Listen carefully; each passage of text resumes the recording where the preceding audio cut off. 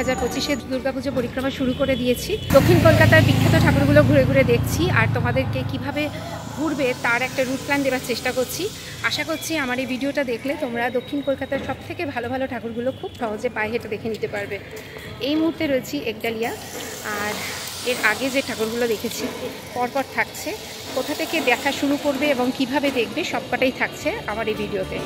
দক্ষিণ কলকাতার বিখ্যাত ঠাকুরগুলো ঘুরে দেখার জন্য তোমরা শুরু করতে পারো কালীঘাট মেট্রো স্টেশন থেকে। কালীঘাট মেট্রো স্টেশনের 8 নম্বর গেট দিয়ে বেরিয়ে পড়ো, আর এখান থেকে বেরিয়ে পড়ে তোমরা পর নাম করা ঠাকুরগুলো পেয়ে যাবে। প্রথমেই দেখে নাও বাদামতলা আশার সঙ্গে ঠাকুর। এইটা 8 নম্বর গেট। হ্যাঁ, এই যে এখান থেকে একদম রাসবেরিটা ক্রস করলেই পেয়ে যাবে। এটা হচ্ছে 8 নম্বর গেট।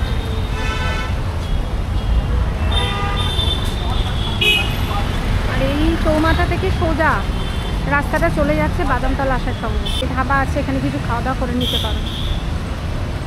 সোজা রাস্তাটা আসছে, এই সোজা রাস্তাটা থেকে এসে এই বাঁদিকের রাস্তাটা নেপাল ভট্টাচার্য স্ট্রিট, এখান দিয়ে ঢুকতে হবে।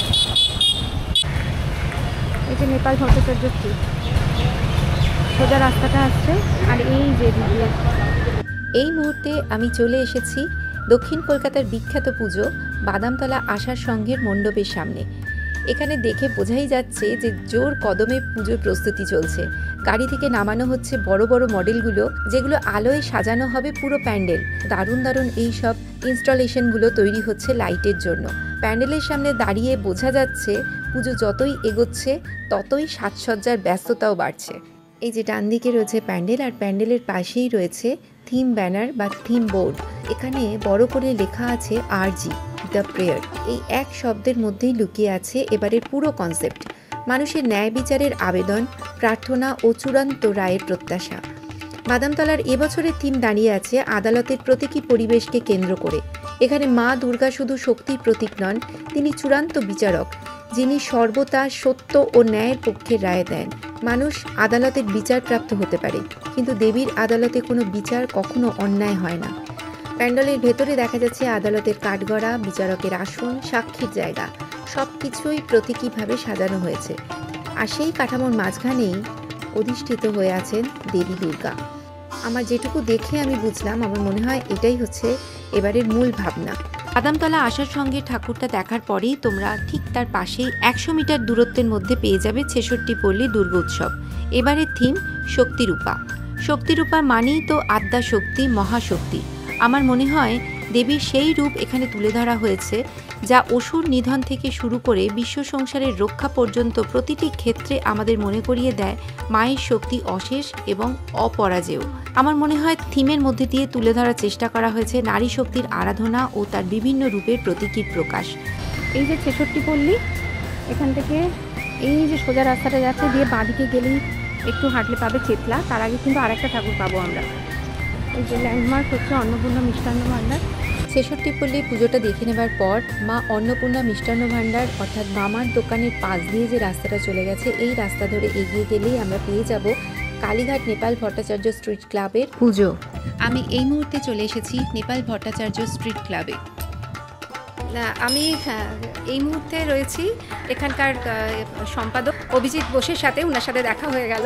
মানে একেবারে প্রচণ্ড পরিশ্রম করে উনি যে এত সুন্দর করে মণ্ডপটা সাজাচ্ছেন, ওনাকে দেখে সেটা বোঝা যাচ্ছে। ওনার কাছ থেকে এই মণ্ডপ সম্পর্কে দু এক কথা জেনে নিই। দাদা একটু বলুন আপনার এবারে থিম সম্পর্কে। আমরা প্রতি বছরই যে থিমটা করি সেটা হচ্ছে আমাদের ক্লাবের সভ্যবৃন্দরা নিজেরা মিলে করি। কোনো প্রফেশনাল থিমার এখানে কাজ করে না। পাড়ার সমস্ত সভ্যরা একত্রিত হয়ে এই প্যান্ডেলটা নির্মাণ করা হয়। আমাদের সাথে 6-7 জন শুধু আমাদের লেবার থাকে, যাদের দিয়ে আমরা 1.5 মাস বা 2 মাস ধরে এই প্যান্ডেলটা নির্মাণ করি। আমরা এই বছরের 47তম দুর্গোৎসবে দাঁড়িয়ে আমরা বর্ধমান আয়ুষ্কামের একটি দুর্গা দেবীর একটা জমিদার বাড়ির এটা তৈরি করছি। সেখানে নাম হচ্ছে মা রাজরাজেশ্বরী।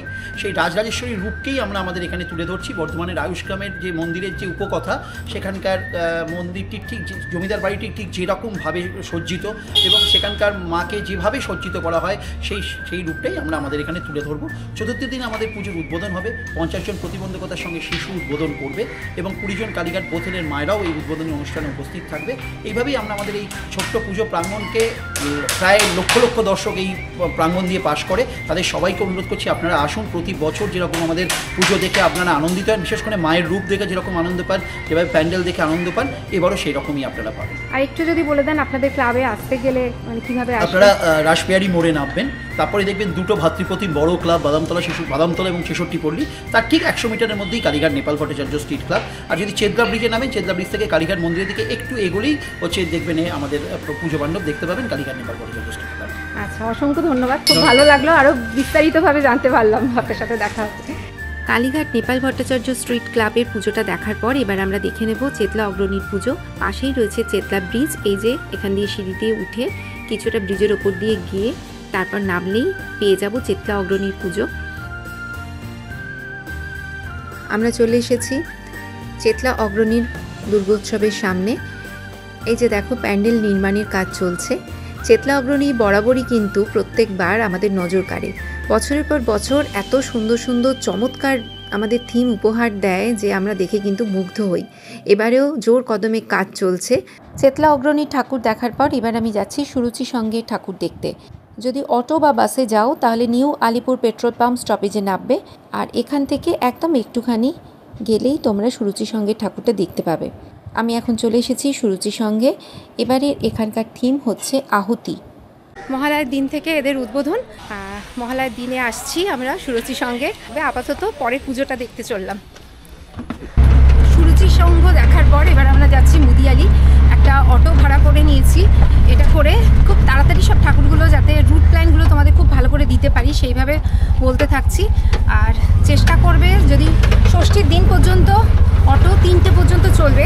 সকালের দিকে যারা ঠাকুরগুলো দেখতে আসতে চাও, প্যান্ডেল দেখতে আসতে চাও, আলোকসজ্জা দেখা সম্ভব হবে না, কিন্তু দক্ষিণ কলকাতার বড় বড় পুজোগুলো যদি দেখতে চাও তাহলে সকালের দিকে চলে এসে কিন্তু এরকমভাবে একটা অটো করে নিয়ে দেখে নিতে পারবে খুব সুন্দর করে। সুরুচি সংঘ থেকে আমরা এখন সোজা চলে এলাম মুদিয়ালি। এই যে দেখো মুদিয়ালি স্টপেজটা দেখা যাচ্ছে। আমরা উল্টো দিকের রাস্তাটা ক্রস করে যাব।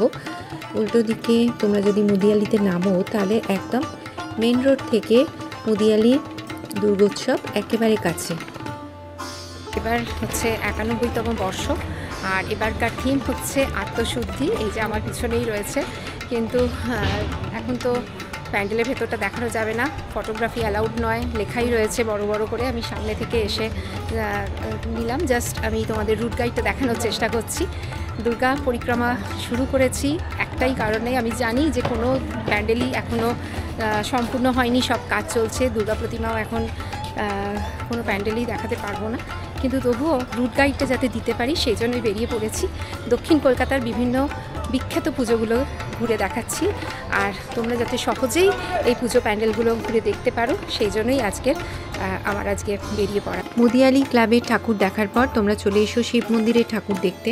খুব সুন্দর করে প্যান্ডেলটা সাজিয়েছে। এই শিব মন্দিরের ঠাকুর দেখা হয়ে গেলে চলে এসো দেশপ্রিয় পার্কে। এরপরে তোমরা মেন রোডে চলে এসো, এখান থেকে সোজা চলে যাও দেশপ্রিয় পার্কে ঠাকুরটা দেখতে। আমি যে অটো দাদার সাথে ঘুরছি তার ফোন নাম্বারটা আমার ডেসক্রিপশন বক্সে দিয়ে দিলাম, তোমরা চাইলে কিন্তু ওনার সাথে পুজোর সময় যোগাযোগ করতে পারো।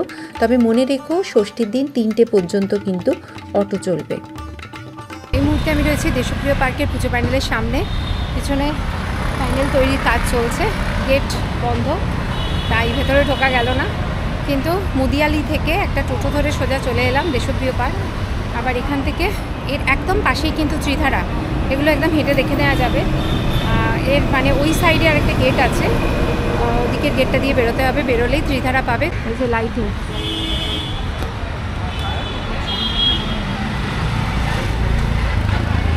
মঙ্গলবার খানটা দেবে তাহলে নাকি না?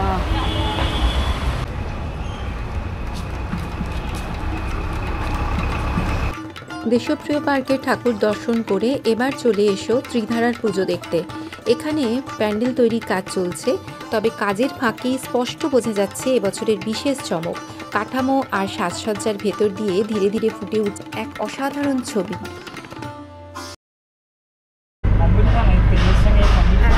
ত্রিধারার পুজো প্যান্ডেলটা এলাম, অনেকটা কাজ এগিয়ে এসেছে, বেশ ভালো লেগেছে, যেটুকু বাইরে থেকে পেরেছি নিয়েছি। এবার আমরা ঠিক ত্রিধারা থেকে বেরিয়ে রাস্তাটা ক্রস করে ঠিক তার অপোজিটে গেলেই আমরা পেয়ে যাব বালিগঞ্জ কালচারাল ক্লাব, তাই তো? বালিগঞ্জ কালচারাল অ্যাসোসিয়েশনের পুজো দেখার পর তোমরা কিন্তু আরও বিভিন্ন পুজো আশেপাশেই রয়েছে, দেখে নিতে পারো। প্রত্যেকটাই নামজাদা পুজো। এর পাশেই রয়েছে সমাজসেবী সংঘ, হিন্দুস্তান পার্ক, হিন্দুস্তান ক্লাব, সিঙ্গি পার্ক, একডালিয়া, বিভিন্ন পুজোগুলো।